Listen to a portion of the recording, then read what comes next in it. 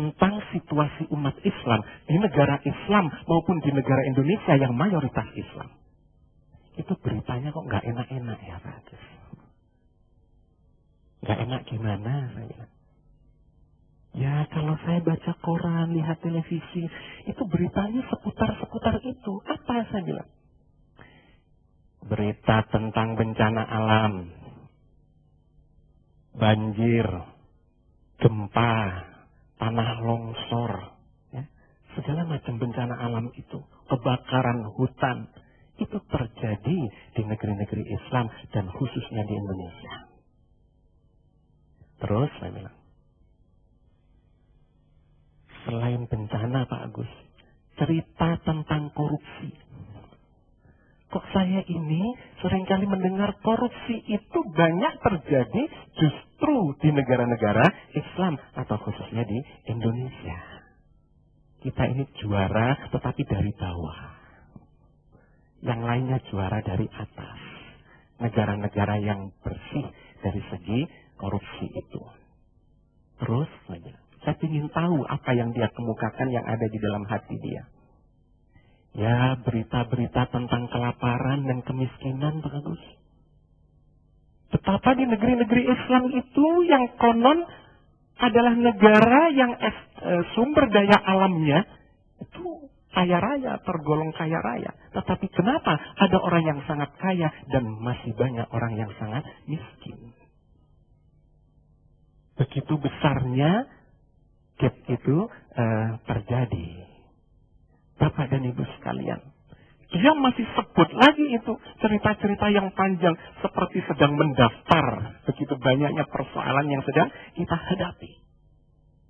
Terorisme lah, pembunuhan sadis lah, segala macam. Aduh, saya itu hampir-hampir menutupi muka saya.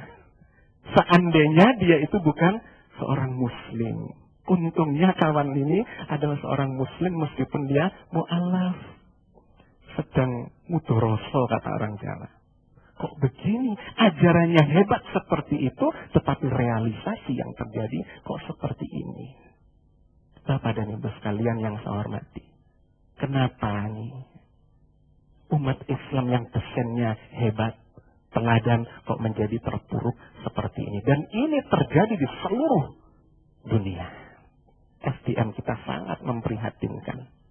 Mau saya tambahkan informasi-informasinya. Kalau Anda datang ke Masjidil Haram misalnya. Anda datang ke Masjidil Haram. Maka Anda akan merasakan betapa nikmatnya suasana di sana, sound systemnya, teknologi akustiknya yang bagus, dingin, di mana-mana. Coba tanyakan itu. Siapa yang membangun, ya, menginstal akustik yang demikian bagus dan air conditioning yang bagus itu? Maka Anda akan dapat jawaban bahwa itu dilakukan oleh orang-orang di luar Islam. Dari Mekah, Anda ke Madinah. Ada sesuatu yang menarik perhatian. Kubah yang besar di Masjid Nabawi itu yang bisa buka nutup. Buka, mau ditutup ya ditutup. Waktu-waktu tertentu dibuka lagi, ditutup lagi. Tanyakan itu kepada takmirnya sana. Siapa yang bangun itu? Anda akan mendapat jawaban bahwa itu bukan SDM Islam. Itu teknologi Eropa, Jerman, Perancis. Loh, di tempat-tempat kebanggaan kita. Gak usah jauh-jauh. Ke Jakarta, Bapak Ibu. Anda tahu siapa yang mendesain Masjid Istiqlal? Bukan SDM Islam. Aduh, kenapa ini dengan kita? Ada apa dengan kita ini? Umat yang didesain menjadi umat teladan dan pernah menjadi teladan di muka bumi selama 600-700 tahun yang pertama, kok sekarang SDM-nya terpuruk seperti ini? Belum lagi kalau Anda melihat siapa yang mengeksplor sumber daya alam kita. Masya Allah. Siapa yang mengeksplor minyak kita? Siapa yang mengeksplor tambang-tambang batu bara kita, emas kita, gas alam kita? Tanyakan. Adalah sebagian besar SDM di luar Islam. Bukan apa-apa ini Bapak maksud saya Ibu. Saya ingin mengingatkan, katanya kita ini desainnya adalah umat teladan. Kenapa kok menjadi seperti ini?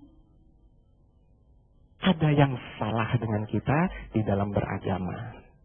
Makanya di dalam buku Membonsai Islam itu Bapak dan Ibu, saya mengajak kawan-kawan untuk berdiskusi tentang kenapa umat Islam mengalami kemunduran. Ada 5 faktor yang akan kita dalami di sini.